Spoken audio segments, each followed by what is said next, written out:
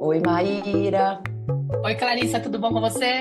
Tudo jóia, querida? Conta pra gente quem veio participar desse episódio da Tenda conosco.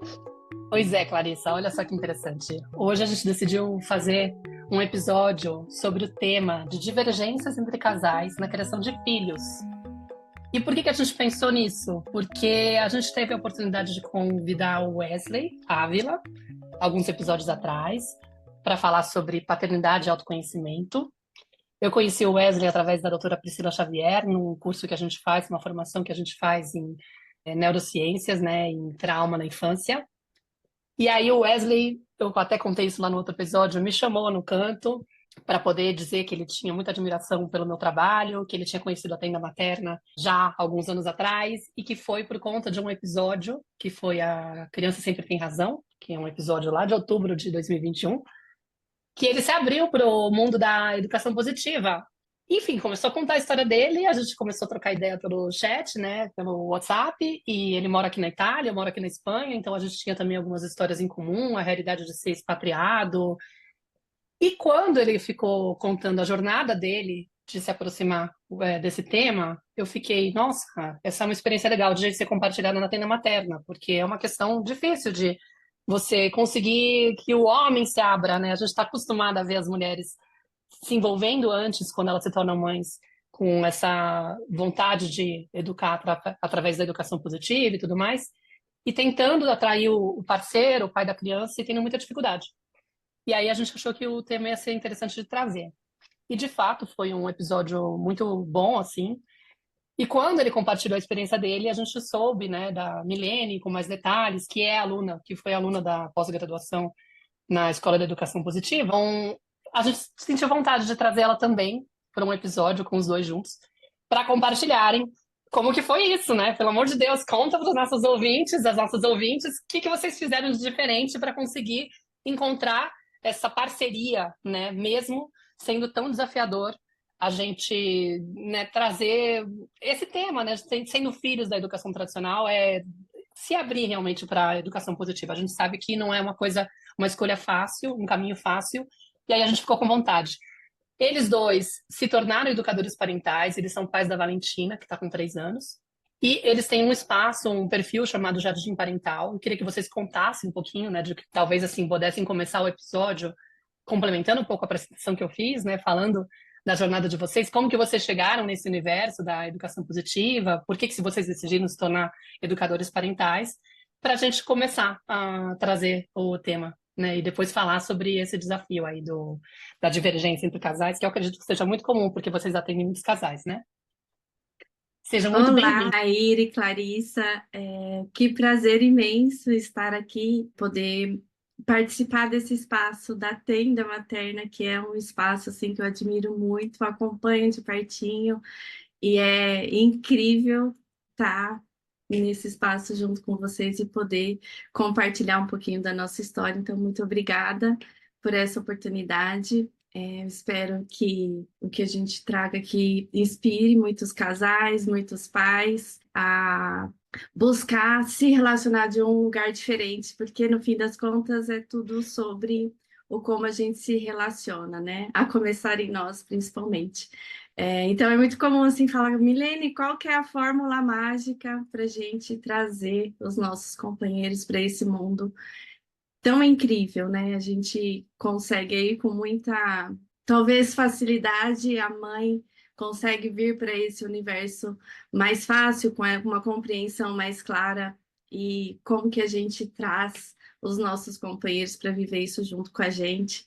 E é um grande desafio, inclusive para nós, inclusive quando o parceiro topa, os desafios continuam. A gente vai falar um pouquinho disso, porque de novo, é sobre como a gente se relaciona e a nossa referência de relacionamento é uma referência autoritária, é uma referência de muita cobrança, de muita crítica, de muito julgamento. Então, a gente mudar essa referência e criar um novo repertório é um grande desafio para todo mundo, sempre, né? Então, acho que vou tentar compartilhar um pouco aqui de como foi para mim, de algumas viradas de chave aí no nosso relacionamento, que fez muita diferença, que mudou completamente a forma como a gente se relaciona hoje, bem diferente de como a gente se relacionava antes da Valentina, e o protagonismo da Valentina disso em nos mostrar o caminho também é algo muito valioso. Maravilha. Vocês estão juntos há quanto tempo? Vocês descobriram isso em que momento? A educação positiva? Vamos lá. A gente está junto desde 2010, né? Já fazem quantos anos? 14 anos aí.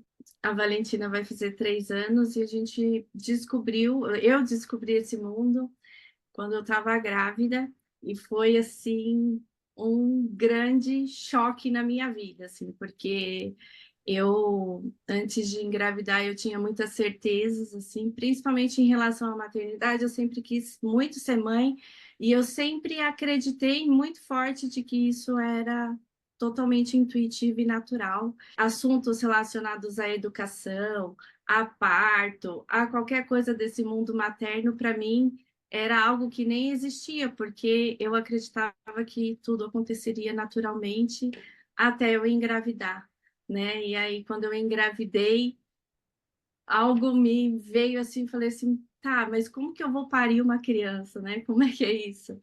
E aí eu comecei a estudar sobre parto a princípio, para eu me preparar mesmo, e a gente já estava aqui na Itália, e foi algo extremamente assustador para mim, porque eu estava sozinha, longe das minhas pessoas de segurança, e comecei a me preparar para o parto e eu vi que era algo assim completamente novo. Eu falei, meu Deus, esse universo tem muito que descobrir e eu não tinha a menor ideia disso.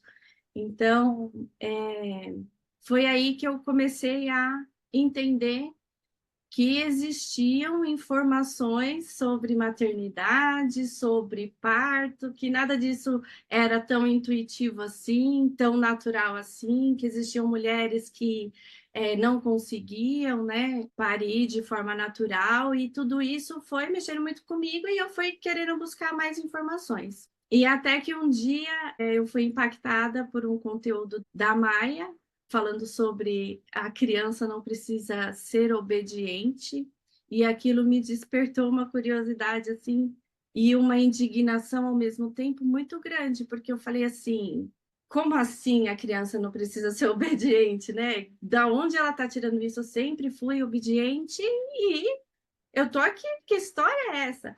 E aí foi uma indignação mesmo de falar assim, do que ela está falando, né? Como eu já estava eu estava barriguda já, eu já devia ter uns 6 meses ali de gravidez, 5 talvez. E aí eu descobri que existia todo um mundo sobre educar uma criança de forma que ela crescesse saudável, que não impactasse a autoestima dela. Aí eu fiquei muito curiosa porque mexeu diretamente comigo. Porque aí ela começou a falar das consequências que tem uma criança ser obediente, do quanto a gente vai se desconectando de quem a gente é. E eu falei assim, eu comecei a pensar sobre isso, eu falei, é mesmo. Parece que eu não sei quem eu sou, do que eu gosto. Eu comecei a pensar assim, eu falei, mas é verdade, eu tô sempre fazendo o que os outros esperam que eu faça. E aquilo mexeu demais comigo. E aí, grávida, gente, com os hormônios assim super aflorados, foi muito profundo assim na minha vida. E a gente estava aqui, né, na Itália, eu e o Wesley sozinho, e eu comecei a entrar em contato com essas dores, né, com essa confusão interna que foi enorme, assim, porque eu realmente vi minha bússola toda bagunçada dentro de mim, prestes a me tornar mãe. Eu falei, que mãe que eu vou ser? Eu não sei quem eu sou, como é que eu vou criar uma criança? E aí eu comecei a me aprofundar nesse assunto. E eu comecei a trazer para o Wesley essas questões e para ele, assim, acho que foi um grande choque. Falou, o que que essa menina tá falando, gente do céu? Porque foi isso, foi uma confusão tão grande interna para mim, e eu começar a trazer tudo isso para ele de um jeito também, falando, não, a gente não pode castigar uma criança, a gente não pode querer que ela obedeça a gente.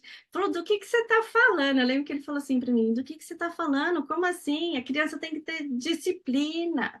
E não sei o que. Eu falei, não. Mas ele falou, se não for assim, vai ser como? Eu falei, eu não sei como que vai ser também. Eu não sei. Eu sei que não pode ser assim, porque como eu senti muita dor em mim, né? E eu vou compartilhar um pouquinho disso para vocês. Eu falei assim, eu não quero que minha filha sinta isso que eu tô sentindo assim nunca na vida, né? Então, eu não sei como que a gente vai fazer, mas a gente não vai castigar ela, né? E aí houveram sim muitas divergências no começo, mas junto com isso eu estava em contato com a minha dor muito profunda.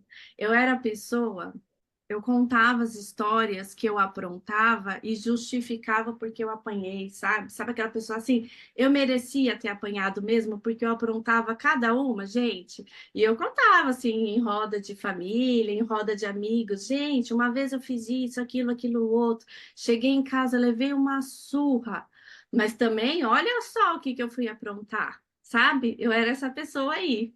Milene, obrigada, que lindo te escutar, entender um pouquinho desse início dessa jornada. E eu queria que o Wesley trouxesse, então, esse outro lado, assim, esse contraponto também, assim, né? Como é que foi lidar com essa mulher grávida que começa a descobrir todo esse universo, né, da parentalidade, da educação positiva e desconstruir, vivenciar isso, né, de uma forma profunda. E como é que foi para você?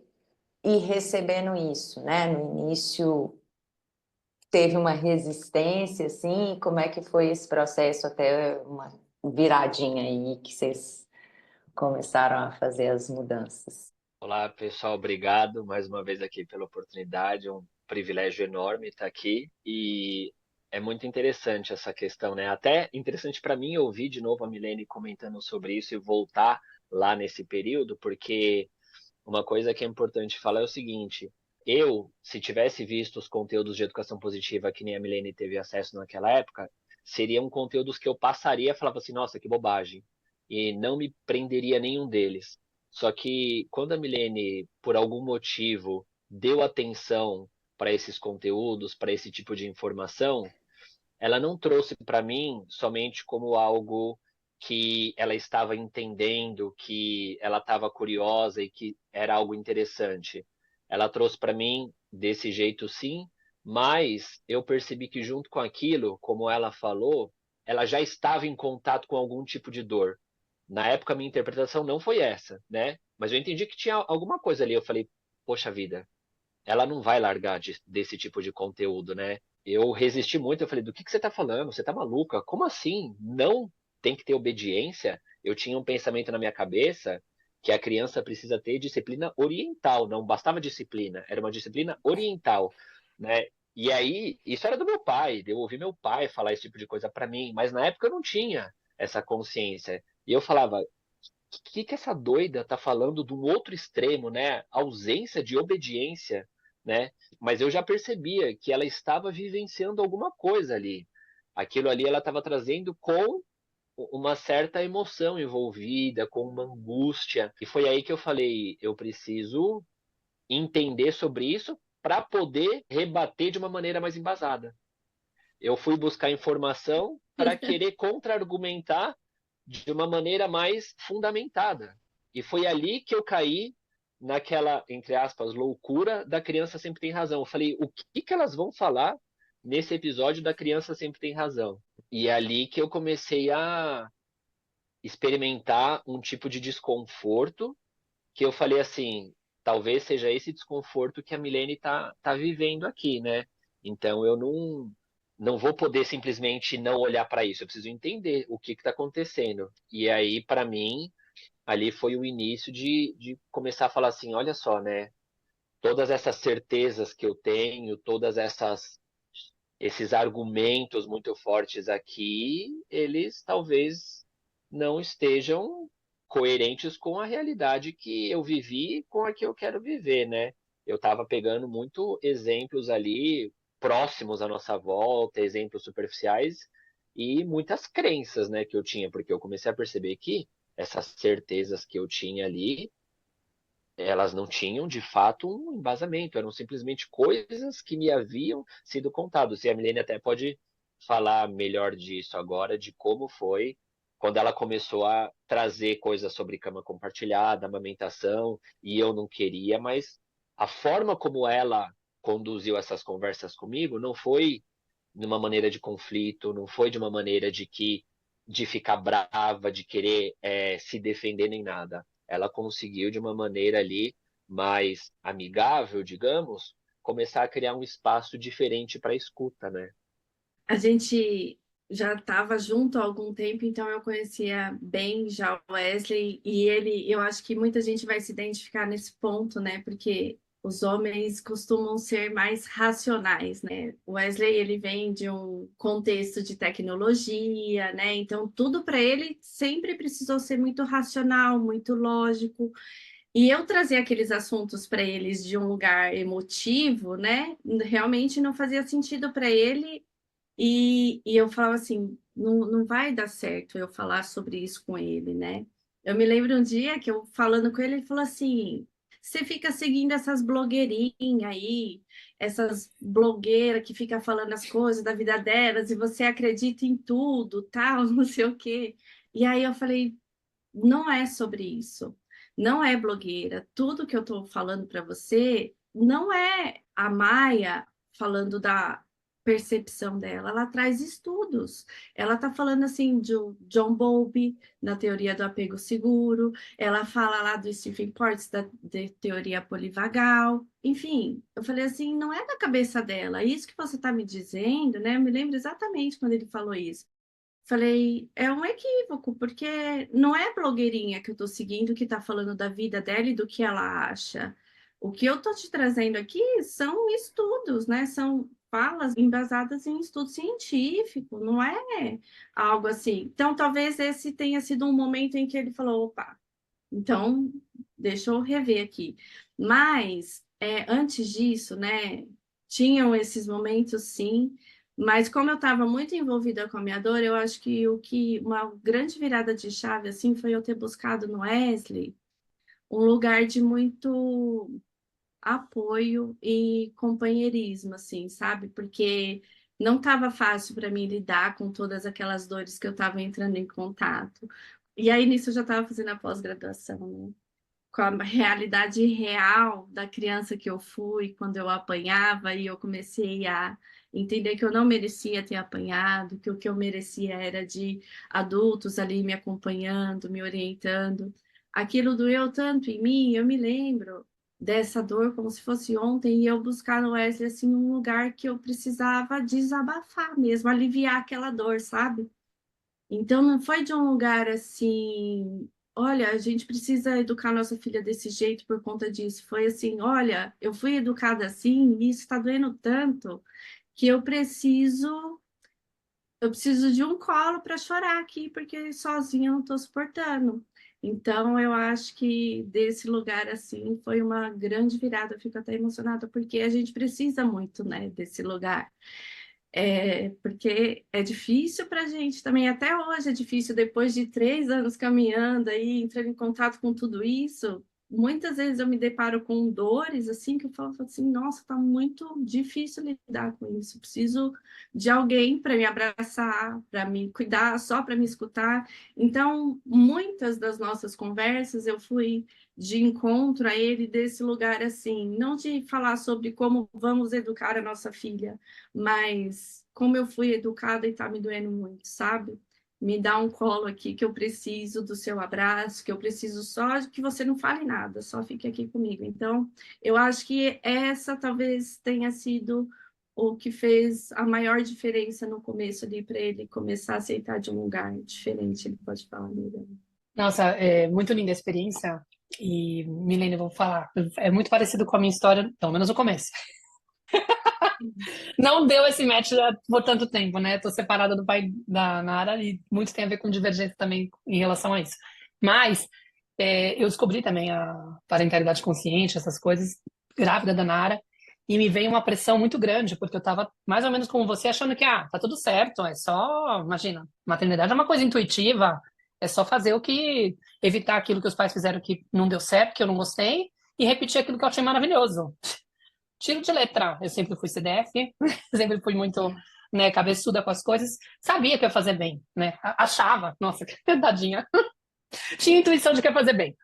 Quando eu descobri esse universo grávida, tinha uns 2 meses na minha barriga, que eu fui para o Brasil, encontrei uma amiga que estava muito envolvida com esses temas, que trabalhava com comunicação não violenta, estava morando em Alto Paraíso do Goiás, assim, e vivendo isso de uma forma muito na prática mesmo, com uma criança de 1 ano e meio, e ela começou a me apresentar esses conteúdos, eu falei, puxa, vou ter que dominar essa parada. Aí eu fiquei desesperado, voltei para a Espanha, né, eu tinha ido sozinha para o Brasil, pensei, como é que eu vou envolver o Alfonso nessa história? Ele é espanhol, eu já aqui há alguns anos e tal. Graças a Deus tinha o Carlos Gonçalves, que é espanhol, né, que tem lá uns livros maravilhosos. Dei o Bésame Mucho para ele, lemos juntos e, graças a Deus, ele se sentiu atraído, identificado. Então, de cara, ele já falou, puxa, realmente, essa história parece estranha, como é que a gente vai fazer? Não sei direito como é que é, mas parece que o caminho é esse. Para a Nara ter o melhor da vida, assim, os melhores pais, a gente vai ter que estudar, vai ter que tentar dominar isso. Ele sentiu de cara atraído, né? Óbvio que ele, com as imperfeições dele e os limites dele, assim como eu, com os meus, não conseguia colocar em prática muita coisa, mas graças a Deus ele é um cara que está alinhado desde o início. Acho que as divergências nem eram tanto por isso. Teve também disso, mas enfim. O ponto é que eu lembro que, ainda que ele tivesse envolvido e interessado, eu estava muito mais avançada. Eu fiquei naquela coisa da velocidade de, meu, eu preciso consumir tudo. Entrei no Zoom Zoom, entrei em curso da Carol Nalon sobre comunicação não violenta, entrei em curso da Aline Padovani sobre introdução alimentar. Nossa, eu fazia tudo que tinha sobre parentalidade possível, congressos internacionais sobre tal tema da maternidade, eu ficava lá maratonando tudo, queria dar conta de tudo, ter todas as respostas e saber intervir em todas as questões da minha filha, atender todas as necessidades. Enfim, eu queria ser a mãe perfeita, né? Eu não sabia. Mas essa veia perfeccionista é uma loucura, porque é muito fácil apontar para o marido e ficar lá, meu, olha só o que você fez, você não pode fazer isso, tá, tá, tá. E, gente, como isso desgasta a relação. E aí, o que eu percebi, né, ao longo dos anos e como educadora parental?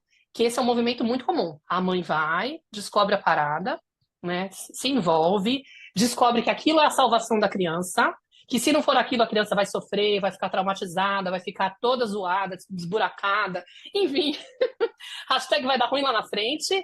E aí ela entra em desespero porque ela tenta apresentar para o parceiro e a gente sabe que grande parte das situações existe essa resistência, né, que é interessante de falar, tem N fatores, é uma criança mais ferida, com muito menos espaço para se vulnerabilizar na infância, tem um monte de questões que faz com que o homem se sinta realmente ameaçado por essa proposta maluca. O que é isso? Tá louca? Como assim não vai exigir disciplina, obediência? Quer preparar essa criança, vai ser fraca, não vai conseguir enfrentar esse mundo duro lá fora. Tem um monte de fantasma que a gente tem, mas a gente meio que já consegue ressignificar, sei lá, a gente vai meio acelerada no processo, já consegue entender. Só que estamos insegura, óbvio, não sabemos ainda performar para fazer aquilo acontecer. Enfim, mas o ponto é que essa resistência do homem, se a gente entra nesse lugar de ficar querendo consertar, corrigir, que era o que eu fazia, por exemplo, aquilo gera uma resistência muito maior. Então, acho que o ponto aqui que você trouxe, que é bonito, né, que você trouxe isso. Eu não fui para esse lugar de ficar apontando o dedo para ele e mostrando, olha só como você tem uma criança ferida, que se você não olhar para isso, você vai deixar nossa filha aí desamparada, porque você não vai conseguir olhar para as dores dela, conectar com ela, você vai acabar sendo mais autoritário, mais rígido, mais não sei o quê. Porque isso, nossa, ninguém quer. E o que a gente não percebe? Que a gente só está transferindo. A gente está lá fazendo um mega esforço para poder preservar a criança e muitas vezes até avançando bastante, né, e se sentindo orgulhosa e tal, e começa a acreditar que só não está perfeito porque esse parceiro aqui ainda não se convenceu e não está se esforçando. Olha, se ele estivesse fazendo o trabalho dele, estivesse na mesma página que a minha filha ia ser feliz. Tem um monte de coisa aí que tá meio desajustada, mas enfim, a percepção da mulher é essa. Aí ela começa a ficar com aquele desconforto de, meu Deus do céu, para salvar minha filha, esse cara vai ter que aprender a colocar essa coisa em prática. Então eu vou lá e começo a convencer, me esforçar para convencer. Só que no fundo eu estou fazendo a mesma coisa. Eu estou querendo controlar esse cara, consertar esse cara, mandar nesse cara, que é o que fizeram comigo. E eu não me dou conta que eu estou exercendo a educação tradicional com o marido, com o parceiro, com o pai da criança. Né? Então acho que esse ponto de você sacar isso, gente, eu estou sendo incoerente. Não pode ser por aí. Porque eu não estou fazendo, e é o que a gente fala, a educação positiva é sobre se relacionar com todo mundo. Então, se eu não tiro isso, se eu não reconheço que eu estou fazendo isso, eu já estou aí desalinhada. E a minha filha está observando esse movimento de eu ser autoritária, agressiva com o cara, controladora. Então, não adianta tanto eu falar, nossa, eu sou o alecrim dourado, que estou aqui resolvida, que estou fazendo uma lição de casa, esse daí não está fazendo porcaria nenhuma, né? Porque é o julgamento que a gente faz. Ele é adulto, ele deveria saber, deveria se envolver, deveria ser responsável. Nossa, tem uma filha para ele preservar. Como que ele não vê isso? Tudo isso é um discurso muito tóxico, que no final é o jeito que a gente olharia para a criança, tá fazendo esforço para não fazer, mas tá fazendo com o marido. Então, sei lá, trazer de repente um pouquinho disso. Esse é um movimento, né, que é muito comum mesmo, como você disse, Maíra. E o meu movimento é um outro que é muito comum também, que eu acredito que muita gente vai se identificar, que é o quê? E eu também percebi isso, né, no comecinho, o atender a expectativa do outro. Eu venho desse lugar de obediência, né? E uma das primeiras fichas que caiu para mim sobre o autoconhecimento, que eu comecei a descobrir em mim mesma, era esse meu automatismo de sempre querer agradar o outro. E no meu relacionamento com Wesley não era diferente. Eu estava até então correspondendo a todas as expectativas dele, da mulher companheira, da mulher perfeita, da mulher que concorda com tudo. Então, nosso relacionamento sempre foi muito tranquilo, né? Sempre foi muito bom, porque eu estava ali sempre atendendo expectativa. E quando eu me deparei nesse lugar de entender todas essas questões do desenvolvimento infantil, eu me percebi nesse desconforto muito grande de falar, opa, eu não quero agora, nesse sentido, corresponder à expectativa dele, eu não concordo com isso. E encontrar esse meu lugar de fala foi muito difícil, porque eu não tinha coragem. Eu não, imagina que eu vou desagradar o meu marido. Eu nunca desagradei ninguém. Na verdade, eu estava sempre me anulando, né? Deixando o que eu acreditava para lá. Então, eu tive que encontrar esse espaço também, e foi um lugar muito assim, falar assim, teve vezes eu falar para ele, falar assim, olha, eu entendo que você pense diferente em relação a isso, mas nesse ponto aqui eu não vou concordar com você. A gente vai precisar encontrar um lugar onde eu tenho espaço de fala. Inclusive, eu percebi que a minha vida inteira eu estive correspondendo à expectativa do outro, né? Eu estive me anulando o que eu acreditava, mas agora eu já identifiquei isso em mim e aqui na nossa relação eu vou precisar que você me dê o espaço de fala, né? E isso vai ser difícil para nós dois, porque eu tô aqui, né? Ter identificado isso em mim foi muito difícil, até hoje né? Então, estou trabalhando hoje em dia já consigo perceber isso com muita facilidade e trazer a minha voz sempre que eu acho que é necessário, que é importante. Mas não, num primeiro momento foi muito difícil fazer esse movimento, que é um movimento muito comum também, né? De a gente falar assim, ah, mas não tem jeito, ele não vai aceitar, não vai falar. Só que a gente precisa encontrar o nosso espaço de fala de um lugar respeitoso, né? Então, eu aprender a se relacionar, de eu falar assim para ele, olha, eu entendo o seu ponto de vista, tá tudo bem, você trazer as referências que você tem, os exemplos de fulano, ciclano e beltrano, mas nesse caso aqui, eu quero que a gente tenha um espaço onde a gente possa conversar, onde eu possa trazer o que eu estou estudando, o que eu estou acreditando, o que eu estou descobrindo. Você também pode trazer, mas que a gente use esse espaço para a gente conversar a respeito e a gente chegar às nossas próprias conclusões, né? Sem as referências internas. Mas foi difícil construir isso, porque para mim o meu automático é agradar o outro, evitar conflito, dizer amém para tudo, sabe? E isso é super importante que você está falando, Milene, porque, né, a gente sabe que a gente vai acabar recriando na relação de casal o mesmo padrão que a gente vivenciou na nossa experiência infantil. Então, a forma como eu aprendi a me vincular com os meus pais, com as pessoas ao meu redor, como eu aprendi com eles a olhar para o mundo, a me perceber, né, a perceber como esse mundo funciona, como as relações funcionam, de alguma maneira eu vou recriar esse cenário de infância, né? E como eu aprendi a me relacionar na minha relação de casal. E ficou muito nítido na sua fala, né? Você percebeu como você foi aquela criancinha obediente, que estava sempre preocupada em agradar os outros, e como que, de alguma maneira, na relação de casal, você vivenciava isso. Uhum. Só que o que acontece agora, como adultos, a gente tem como olhar para isso, conhecer isso e fazer essas mudanças, porque eu não sou mais aquela criança que dependia daqueles adultos e que corria o risco, né, de no fundo ela pensava que ela ia morrer se ela não atendesse o que aqueles pais exigiam dela, ou, né, se ela não seguisse ali os padrões, os valores daquela família. Ela não tinha opção. Para sobreviver, ela precisava de se submeter àquilo que havia ali naquele sistema. Hoje, como adulto, né, como adultos que a gente pode começar a questionar. Mas é extremamente importante olhar para isso. E duas coisas que você falou durante a sua outra fala, que fizeram muito sentido e que a Maíra reforçou com a fala dela, que é, primeiro você buscou informações, então, conhecendo o seu marido e sabendo da importância de trazer algo que vai alimentar um padrão dele, algo que é um valor para ele, que é importante saber assim, olha, isso daqui que ela está falando não é a experiência da vida dela, o que ela acha, não, é algo que tem um respaldo, o respaldo é esse. Da mesma forma que a Maíra apresentou um livro para o marido dela e foi, de alguma forma, trazendo essas informações teóricas. Mas, somado a isso, não foi só um, ó, faça a parte, leia aí, estuda e que eu estou fazendo a minha.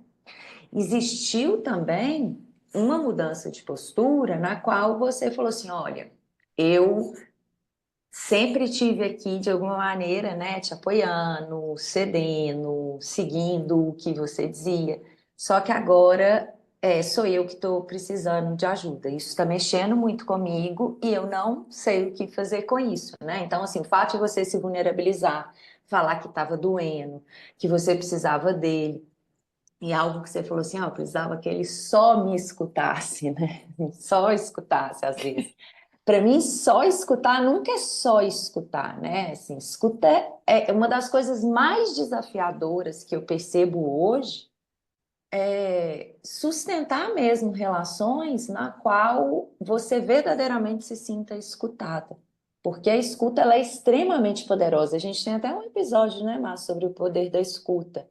Para mim, uma das coisas mais importantes e que mais causam impactos, e aí não é só para mim, né? Eu já vi o Gabor Maté falando sobre estudos que falam que os momentos mais potentes em processos terapêuticos são o momento que aquele terapeuta ele está extremamente sintonizado com o cliente e que ele está escutando o que o cliente está falando. E não o contrário, quando o terapeuta está te falando que você tem alguma coisa, te dando um conselho, teve um insight a partir do que você falou, que o processo é um processo de dentro para fora. Então, quando você mostra a sua dor, né, para o Wesley e encontra um ouvido atento para te escutar, isso é extremamente potente e transformador. Então, eu queria só ressaltar a importância desse processo, né? Que além de eu trazer informação e de eu querer mostrar o que eu estou descobrindo para o meu companheiro, para a minha companheira, né? Para as pessoas ao meu redor, que às vezes de alguma maneira divergem a isso que eu estou buscando, a isso que eu estou descobrindo da educação positiva, que estão muito apegadas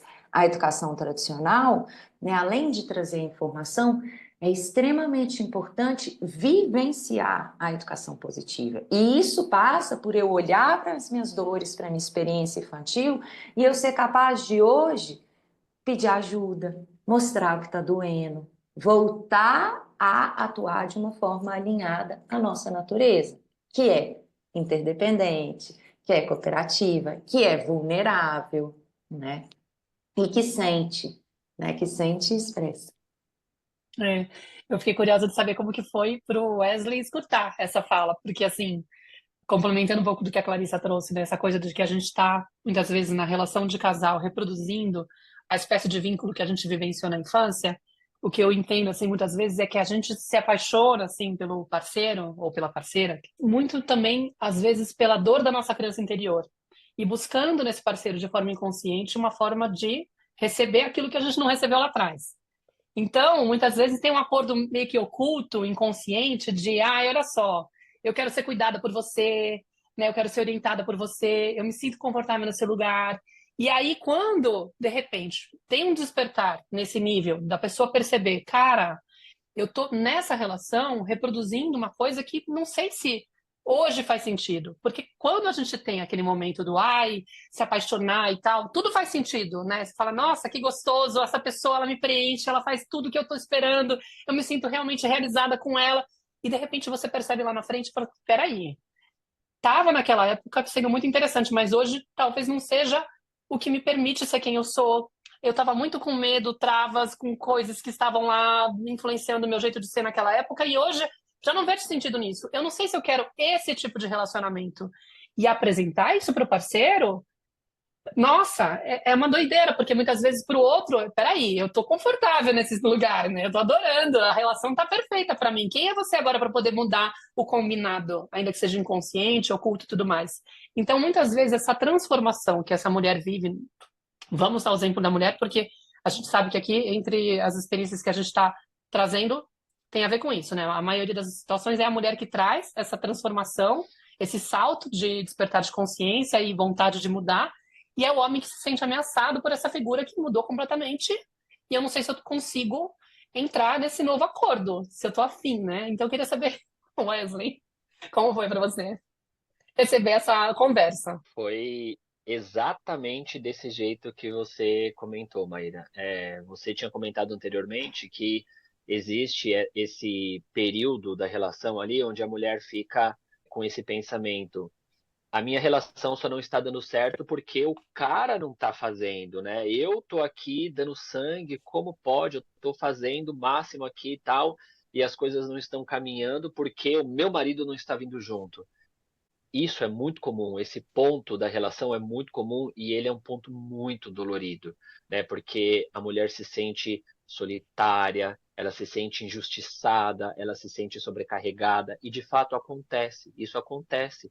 E é muito cômodo, né? Hoje, como eu estou no mesmo processo, vira e mexe eu falo, penso, né, comigo também, eu falo, caramba, se a Milene mudasse, tudo ia ser muito melhor em comportamentos específicos assim.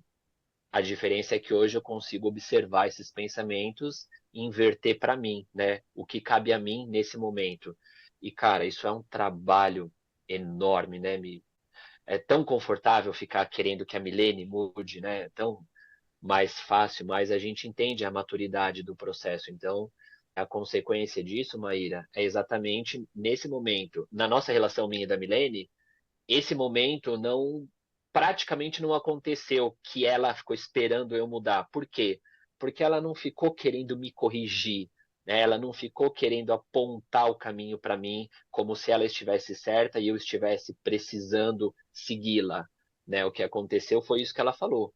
Ela começar a falar de si, começar a mostrar o que ela estava vivenciando internamente, como a Clarissa falou, de dentro para fora, e eu falar assim, como assim eu preciso ouvi-la, né? O que que tem dentro dessa escuta? O que que eu vou fazer aqui?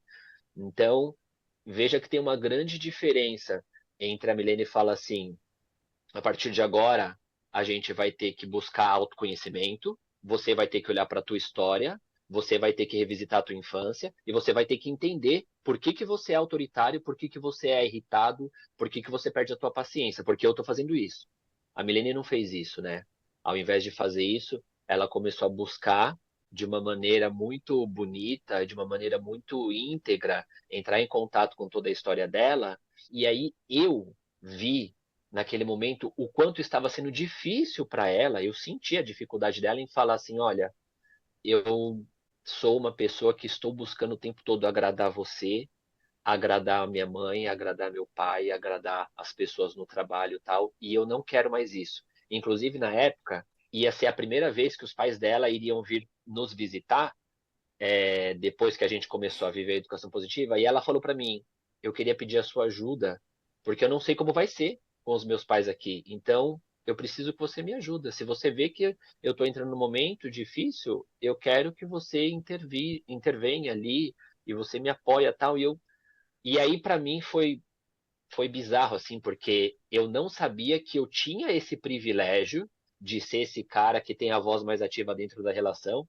Eu não tinha reconhecido isso, né? E aí eu vi e falei, caramba, faz sentido, né?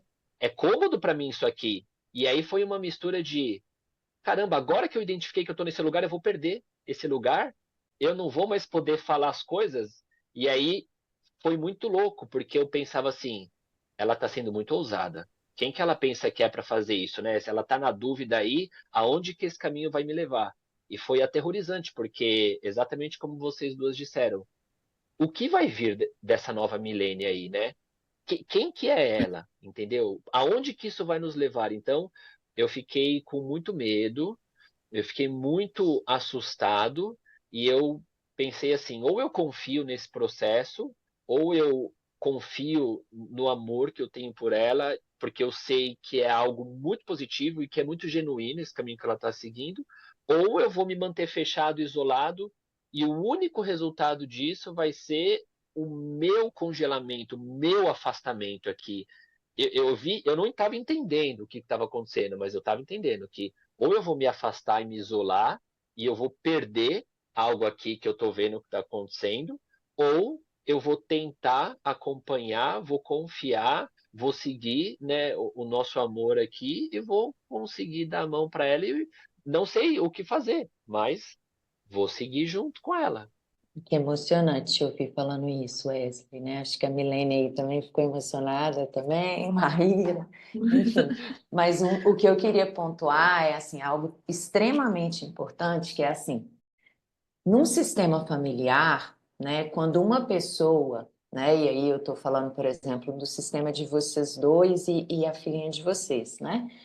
No momento que a Milene começa um processo de reconhecer o lugar dela nessa relação, reconhecer que tem coisas ali que ela não quer mais, que ela precisa, né, de refazer alguns acordos, que a forma como funcionou até aqui, não com o que eu estou acessando, com o que eu estou me dando conta, eu já sei que não vai funcionar mais. Então, como que, né, o impacto desse processo dela, ele reverbera em todo o sistema, né? Como que quando uma pessoa começa a mudar, quem mesmo, você não foi a pessoa que, num primeiro momento, foi ativo nesse processo de mudança, né? Você foi meio empurrado pelo processo da Milene, porque a hora que ela sai do lugar que ela ocupava, a forma como vocês se encaixavam e a dinâmica que estava estabelecida, ela muda automaticamente.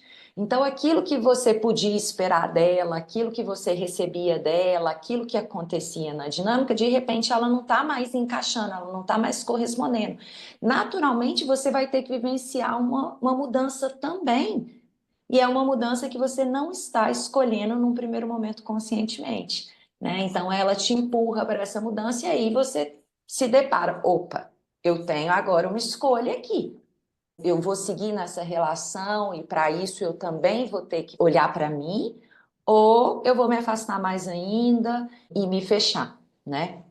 Então, uma coisa que acontece, né, quando a gente começa a olhar para a gente, a ampliar o nosso olhar, né, a vivenciar processos de autoeducação, que naturalmente eu vou ter que refazer acordos em todas as minhas relações, principalmente nas relações mais íntimas, né? Então eu vou ter que começar a refazer acordo constantemente. Eu brinco aqui, né, com o Rafa, meu companheiro, a gente fala assim, toda semana pelo menos tem uma DR, tem, se não for 4 vezes por semana, né? Porque direto a gente está, né, vivendo processos e precisando refazer acordos, ressignificar.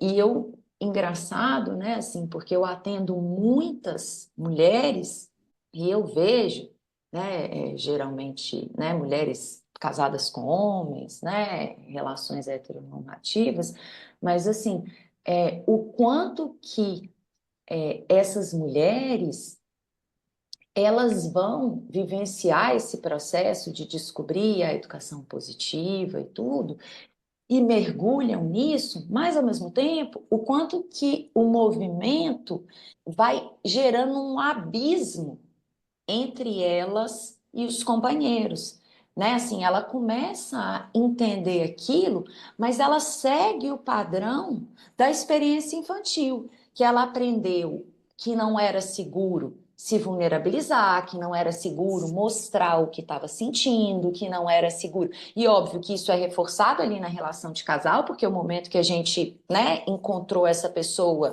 eu ainda, né, estava com aquela consciência, então, obviamente, que ninguém muda assim do dia para a noite, é um processo extremamente lento, como vocês estão nomeando desde o início, que vocês estão todo dia, né, fazendo, e eu estou falando aqui também, né, o quanto que é DR todo dia, e vamos conversar, vamos olhar para isso, nossa, olha só, caí de novo aqui nessa coisa que a gente já conversou 200 vezes, eu de novo atuei dessa forma. E o quanto que a gente precisa de ter paciência, porque é isso, senão a gente naturalmente vai para esse lugar que a gente aprendeu, de se afastar, de se fechar, de se isolar, de sobrecarregar. Não, é só comigo, eu tenho que guardar isso, não é seguro eu mostrar, eu sempre mostro e ele não está nem aí. Mas o quanto que às vezes a forma como a gente está mostrando e revelando isso, às vezes é totalmente equivocada, né? Sim, é exatamente isso. E é muito interessante, Clarissa, esse ponto, porque o processo de fato ele é muito intenso, ele é muito profundo e ele é muito lento, né? Hoje em dia eu devo atender uns 3 pais mais ou menos que as esposas deles fizeram parte do Zum Zum, entendeu? Então, olha o tempo que as mulheres estão já nessa caminhada para conseguirem chegar num ponto hoje de não convencimento, mas um acordo onde esses homens entendessem ali um mínimo para poder buscar uma orientação parental com um outro homem, né? E quando esses caras chegam para mim, assim, existe um padrão assim muito curioso, que não é curioso, a gente sabe de onde vem, né? E eles falam, né, da origem deles, né, muito autoritária, uma origem muito, de uma infância muito violenta, com muita punição e etc. E no primeiro encontro já os caras falam assim, Wesley, eu não aguento mais, essa educação positiva é um inferno na minha vida, né? Eu sinto que eu não posso, eu não consigo, eu não sei ser o pai que a minha esposa está querendo, né? Não tem espaço para que eu seja o pai que eu sei ser. Me é exigido algo, cara, que eu tô criando uma aversão a isso, porque o cara ele não consegue nem reconhecer que é medo que ele tem, ele pega raiva mesmo por conta de tudo que você disse aqui, né?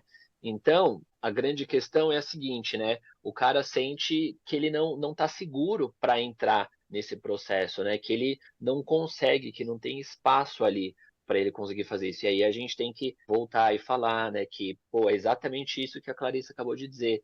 Está repetindo o padrão infantil de exigir, né? De querer impor todas essas questões.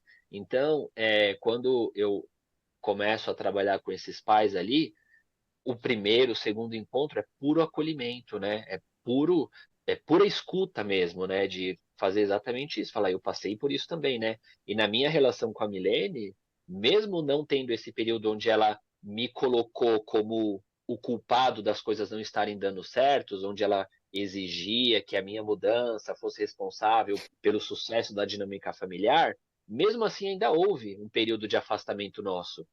Por quê? Porque a gente não estava conseguindo lidar um com o outro, não estava conseguindo se comunicar de uma maneira ali mais assertiva, e aí a gente ficou cada um muito preso ali no seu processo, tentando elaborar, sabe, tentando entender tudo o que estava acontecendo. Só que a gente falava sobre isso, né? A Milene falava assim: a gente vai conseguir se reconciliar, né? A gente está isolado, está difícil, a gente não está se comunicando, tal, né? E aí eu falava assim, espero que sim, né? Espero que sim, porque eu não sabia me comunicar, né? Essa questão de falar de mim, cara, era algo assim incrível, né? Ainda hoje para mim é algo difícil, né? Conseguir observar, né?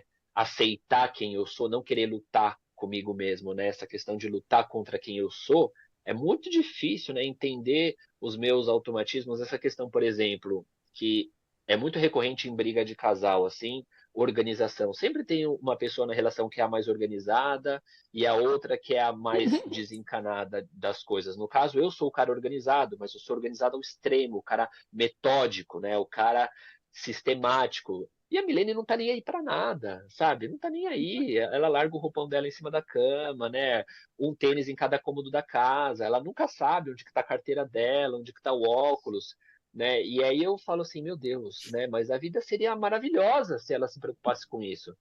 E aí eu volto, né? Falei, seria maravilhosa para mim, do meu ponto, né? Queria muito que ela soubesse onde tá cada coisa, né? Mas isso aí é o quanto ela tá apontando uma lanterna para minha sombra, né? O quanto, enquanto eu fico querendo que ela mude, desejando que ela seja organizada para facilitar a minha vida, eu estou completamente deixando a minha sombra na minha sombra ali, não olhando para aquilo e continuando na minha rigidez ali, né? Na minha forma, né, severa de lidar com as minhas questões. Então, isso aí é um aprendizado, como a Clarissa falou, que frequentemente a gente precisa ter esse diálogo, né?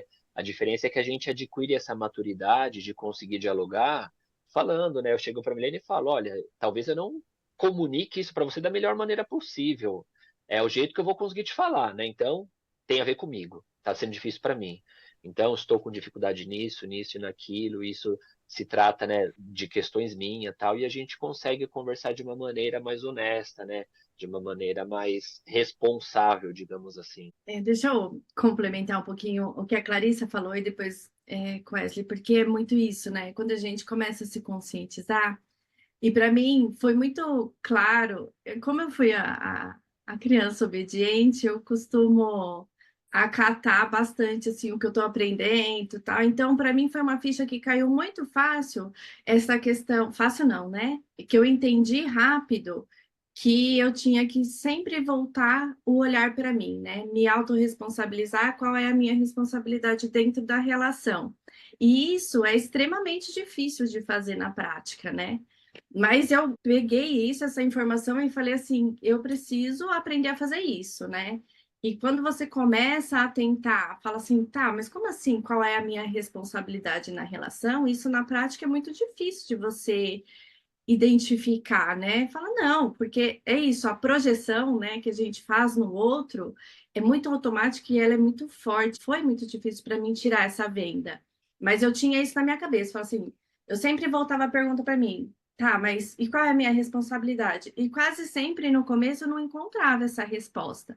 Então, quando a gente começou a vivenciar esse processo, eu mais intensamente, o Wesley mais observando ali, mas também entrando em contato, que houve esse afastamento, em tudo a gente discordava, né? Assim, não em relação à educação, mas em relação ao dia a dia mesmo, porque qualquer coisa que a gente ia conversar, eu que estava descobrindo a minha voz, queria trazer a minha voz, né? E ele, com todas as certezas dele, sempre teve voz, também trazia dele. Aí eu falava, meu Deus, em tudo a gente discutia, em tudo a gente discordava. E era um discordar, assim, agressivo, né? Automático, porque a gente não tem outra referência. A gente nunca pôde ter divergência de opinião, né, na nossa educação. O conflito, ele não é bem visto. Nunca foi, e na verdade isso é uma grande crença, né? A gente precisa olhar para divergência, para opiniões diferentes de um lugar saudável.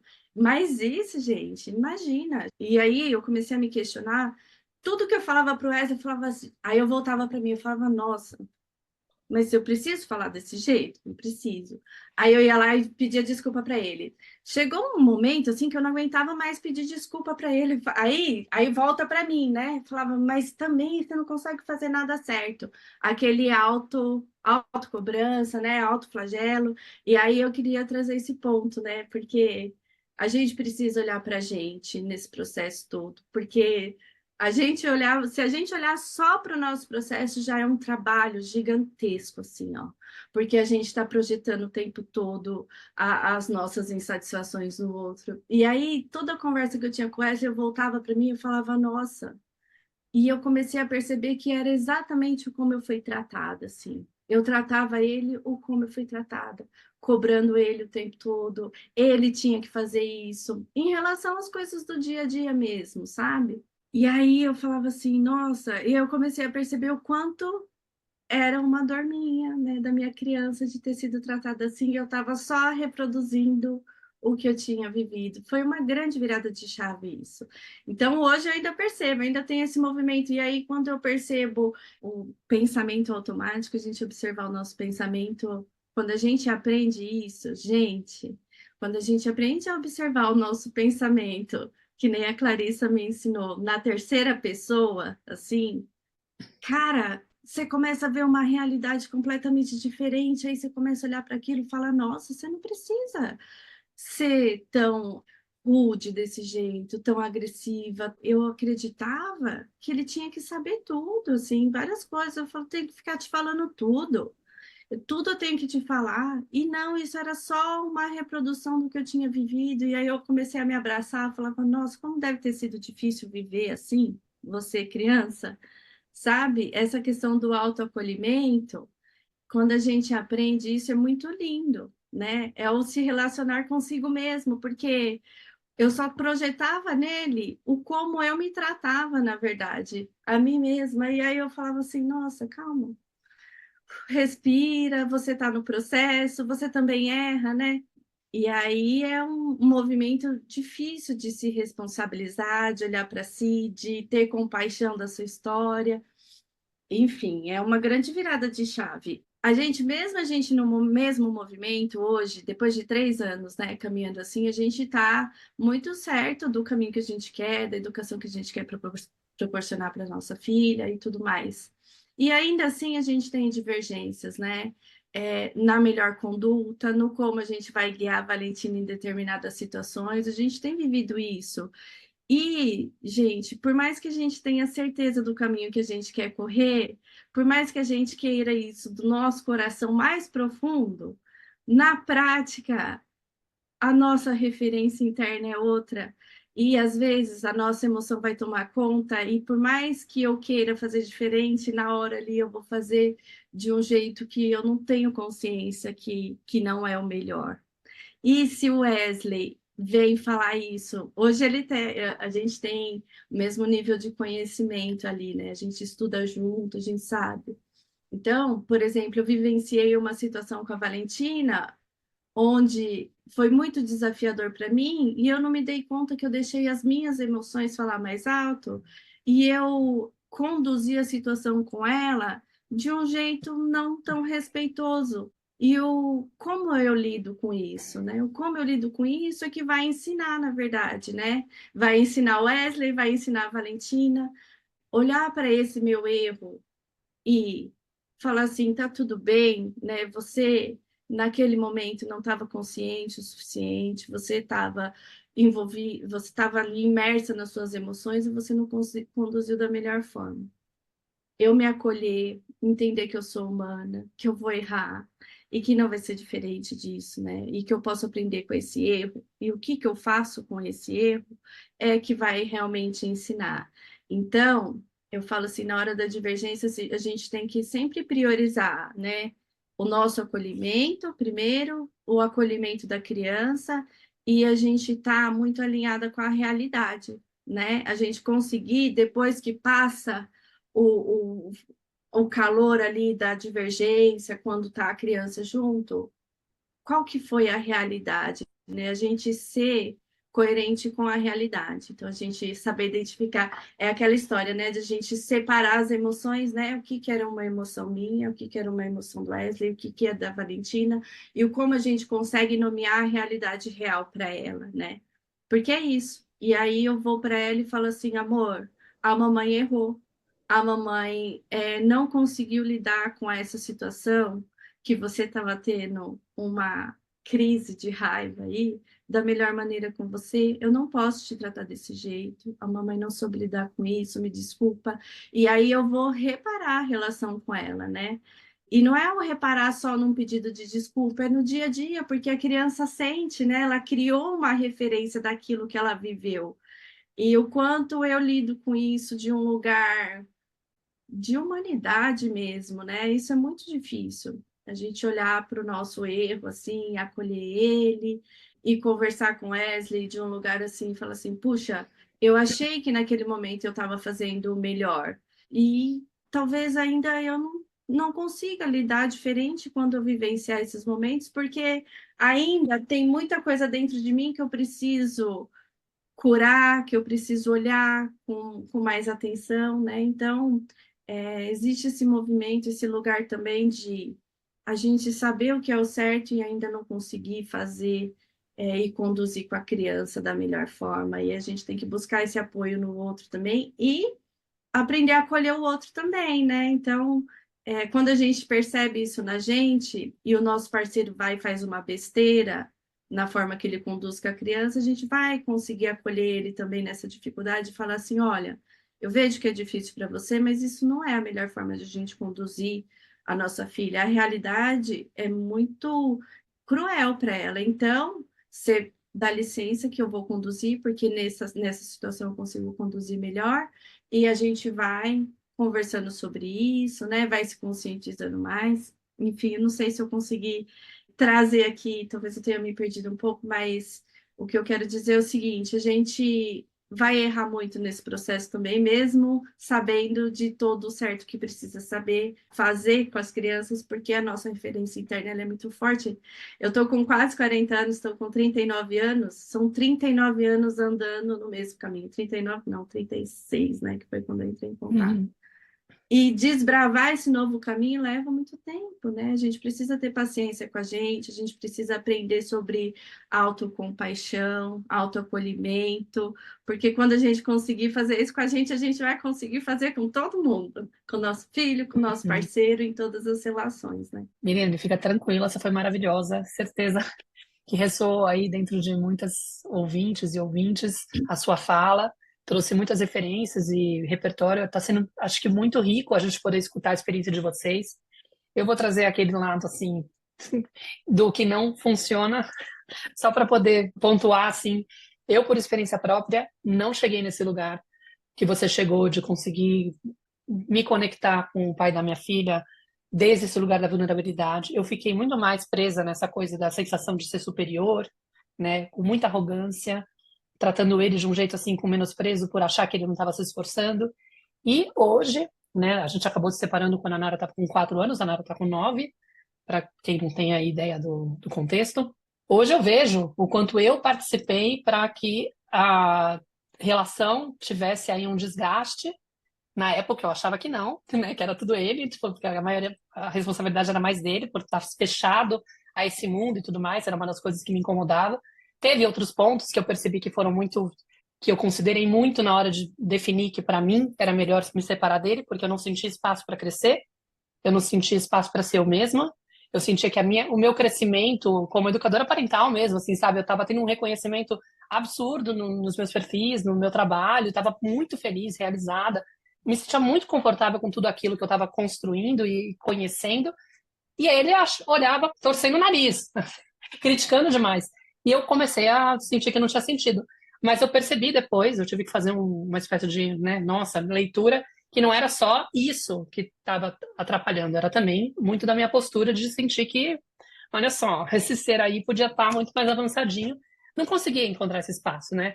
Então, olhando para a tua história, para a história de vocês, eu acho que é um exemplo lindo das pessoas, de repente, escutarem, se sensibilizarem e perceberem que é muito mais por aí, né? Dentro da mentoria, por exemplo, eu pontuo muito isso, né? Cara, já tem muita lição de casa para você fazer. Não fica querendo cuidar da lição de casa do teu marido, do pai da criança. Você está desperdiçando tempo e energia. Bem como a Byron Katie fala, né? É assunto dele. Pega toda essa energia e tempo que você está dedicando para tentar educar o teu marido para ele ser o pai que você acredita que ele tem que ser e dedica para você, porque assim você garante que pelo menos um adulto na casa vai conseguir oferecer para o teu filho ou para tua filha aquilo que eles merecem e necessitam.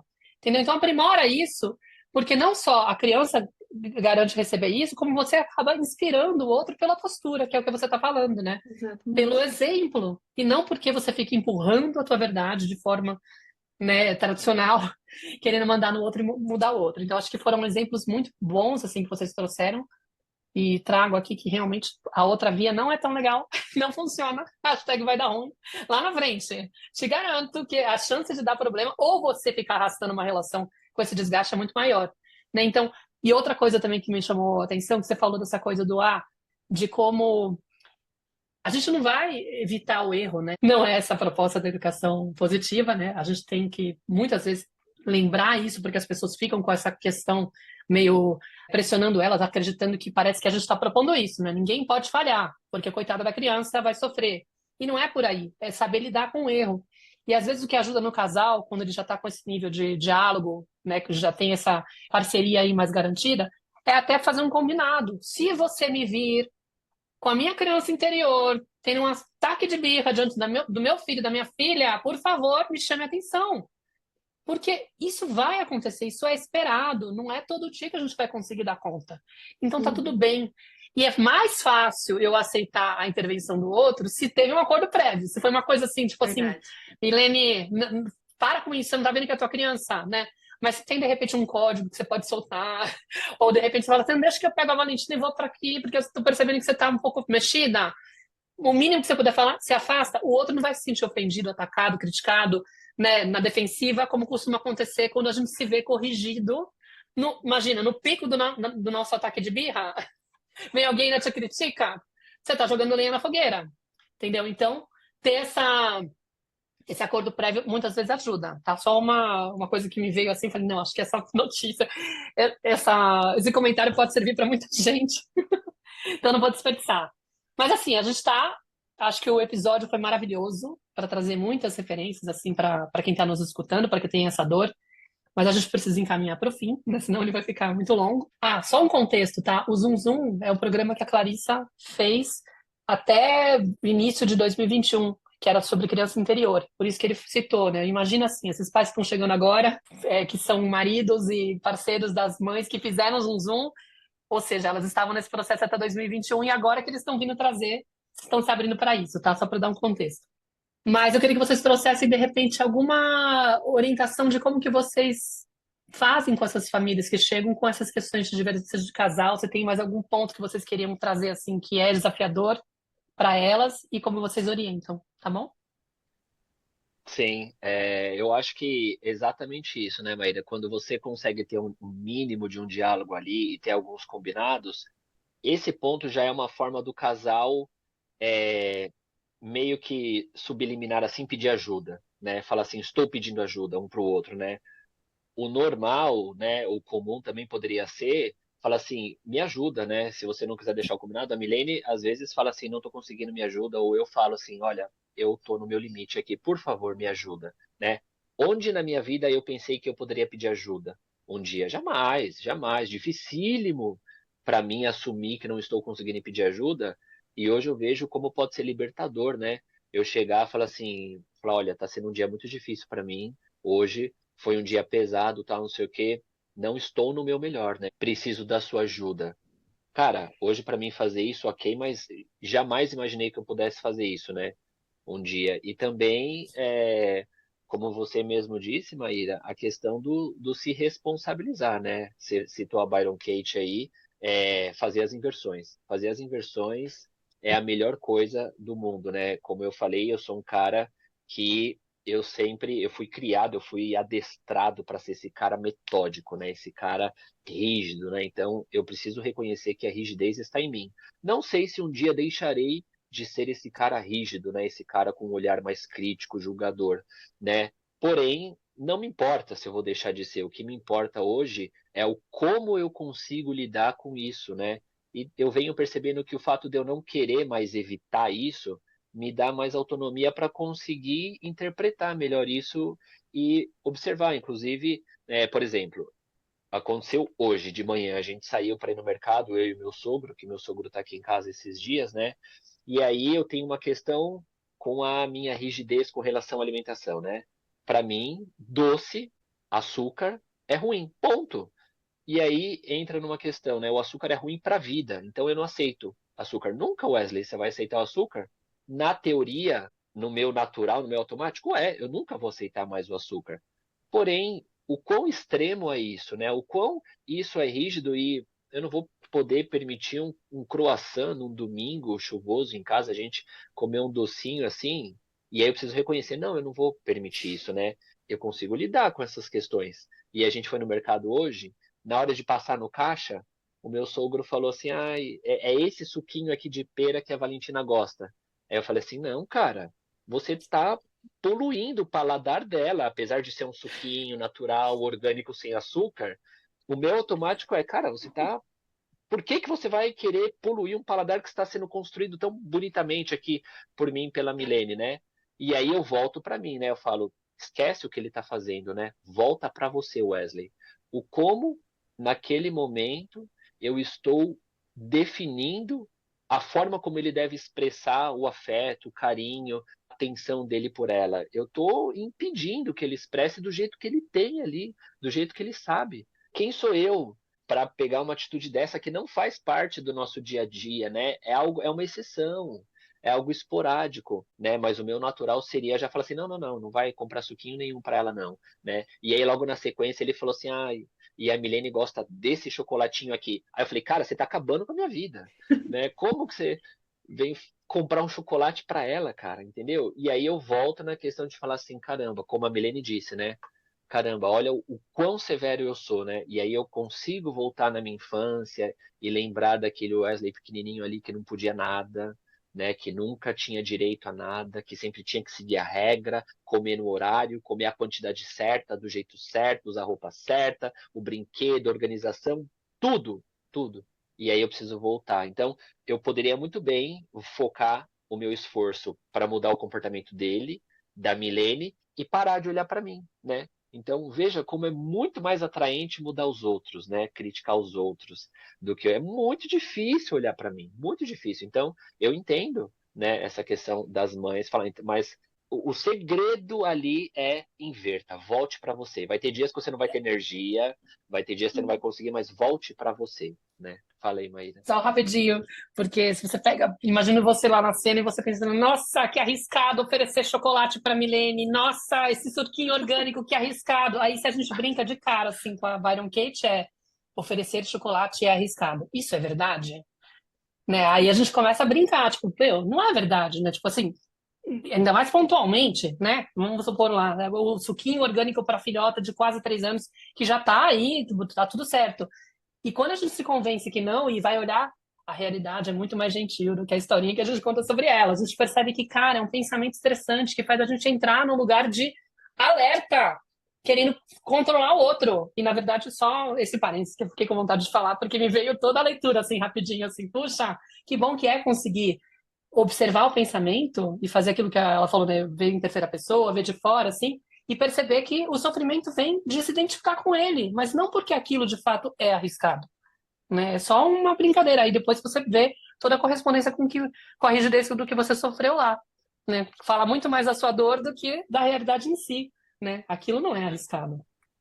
Exato, e o Enfim, nosso vamos lá. processo é justamente esse, né? O nosso processo é justamente acolher esses pais, essas mães e mostrar, vocês estão seguras, você tem essa capacidade, você consegue, né? E a gente ajuda a elaborar toda essa questão de se responsabilizar. Não precisa se responsabilizar com cobrança, com pressão, porque a gente volta o autoritarismo pra gente também, né? A todo instante. Então não precisa Uhum. disso, né? O nosso trabalho ali é acolher essas mães e mostrar, né, como ela consegue desenvolver recurso, ampliar o repertório dela para conseguir deixar um caminho, não de imposição, mas um caminho de convite para o parceiro, né? Porque como a Clarissa falou, é impossível a mulher não vivenciar isso. Óbvio que é duro, doloroso, sofrido, e quando você tem ajuda profissional, isso muda completamente sua realidade, mas é impossível a mulher não vivenciar esse processo de forma íntegra e o marido olhar aquilo e falar assim, nossa, né, eu não tenho opção, ou eu vou junto ou eu vou junto, porque ela não está forçando, mas o caminho está pronto, eu estou vendo ele acontecer. Pessoal, então, queria que agradecer, né? Maravilhoso escutar vocês. Acho que, como a Maíra falou, né? Assim, os nossos ouvintes vão poder se beneficiar muito dessa conversa.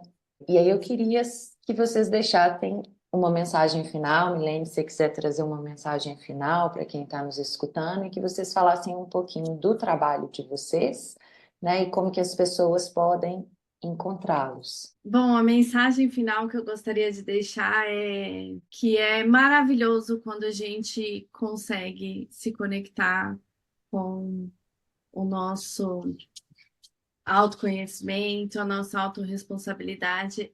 É maravilhoso na mesma proporção que desafiador, né? Então, eu acho que a gente precisa falar sobre isso, porque para não parecer que é só maravilha, assim, que é fácil, que é tranquilo, não, não é. E muitas vezes eu já me questionei e falava, nossa, até quando, né? Só que a gente precisa perceber também, e aí nesse processo, olhem para o progresso de vocês também, né? Porque é muito fácil a gente cair num lugar de a gente falar assim, ai, mas eu não acerto uma, porque a gente vai errar pra caramba mesmo, gente. Nossa, a gente erra, tem dia que a gente não tá bem, e aí a gente erra, e é muito fácil a gente ir para aquele lugar e falar, sou incompetente, eu não acerto uma, e não sei o quê, blá, blá, blá.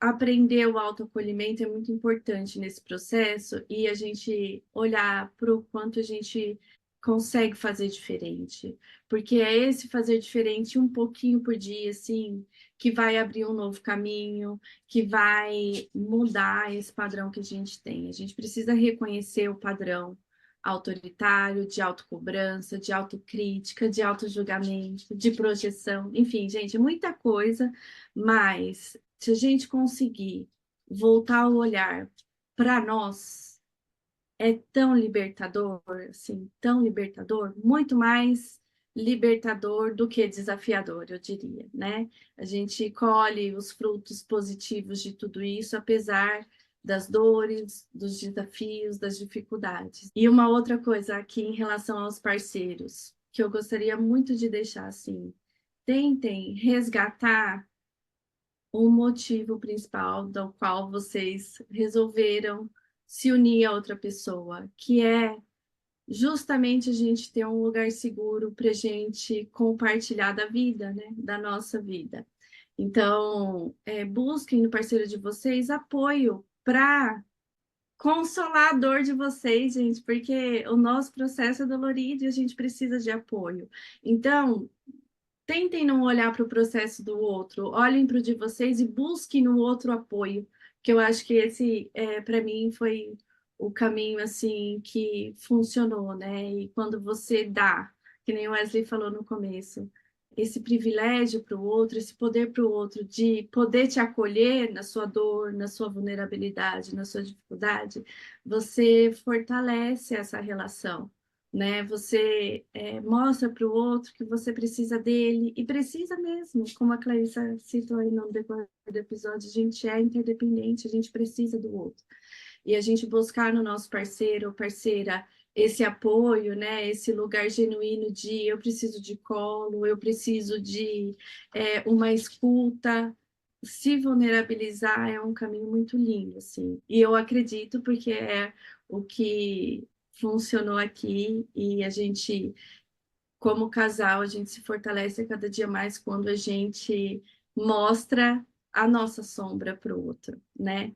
É difícil a gente lidar com a nossa sombra quando a gente mostra para o outro, é muito difícil, mas é também onde a gente se fortalece. Então, a minha mensagem final é isso: olhe para o seu processo e busque no seu parceiro apoio, ao invés de buscar com que ele mude o processo dele. E é isso. Quer falar, amor? E você complementa aí como eles podem nos encontrar? Não, é isso mesmo, né? Concordo com tudo. O que une a gente hoje é a vulnerabilidade, né? É a nossa dor ali em comum. E eu acho que no universo masculino, assim, existe uma grande questão também que quando o homem decide, ou ele começa a decidir que ele vai entrar nesse processo, né, do autoconhecimento, do se responsabilizar, ele vai perceber que ele vai se distanciar de um mundo lá fora que ele fazia parte e ele não vai mais caber, né? É importante comentar isso, né? Eu senti isso na pele, assim, né? À medida que eu ia me conhecendo e entrando nesse processo, e vale dizer aqui que num primeiro momento eu não quis entrar, eu não queria entrar, né? Eu decidi não fazer parte ali, mas não teve como, né? Não teve como, porque não houve imposição, eu não fui obrigado, então eu não tinha como eu resistir, eu fui ficando para trás, para trás, para trás, e foi uma hora que eu entrei, como eu já falei aqui, né? E nesse momento o homem precisa, ele vai se sentir muito sozinho, ele vai se sentir não mais pertencente, ele vai sentir que o mundo inteiro continua sendo patriarcal, machista, autoritário, e ele não faz mais parte desse mundo. Então, é uma dor que ele vai vivenciar, né? Hoje, eu falo com muita alegria, eu tenho um grupo de WhatsApp, né, gratuito para homens que falam sobre paternidade. A gente é mais de 100 homens lá chegando, né? E a gente vivencia todos os dias essa dificuldade, a gente se acolhe, a gente traz ali, a gente se revolta, a gente se apoia, a gente se abre. É um grupo gratuito onde a gente compartilha as nossas trocas e se une, e a gente vê que gradativamente isso está aumentando, mais homens chegando nesse movimento, e isso mostra como a gente consegue cada vez mais dar as mãos, né? Então, Jardim Parental, né, manda uma DM lá no Instagram, Jardim Parental. A gente tem o nosso grupo gratuito para as mães, o grupo de semeadores, para os pais, o grupo Conexão Paterna lá, né? Hoje eu só atendo casais porque o homem não vai. E aí a mulher começa a buscar junto, e a coisa mais linda do mundo é ver um casal junto, falando, a gente não está se entendendo, a gente está brigando, se distanciando, porém ambos queremos o melhor para a família, queremos o melhor para a criança. E sempre a criança consegue trazer um ponto em comum onde os dois concordam, né?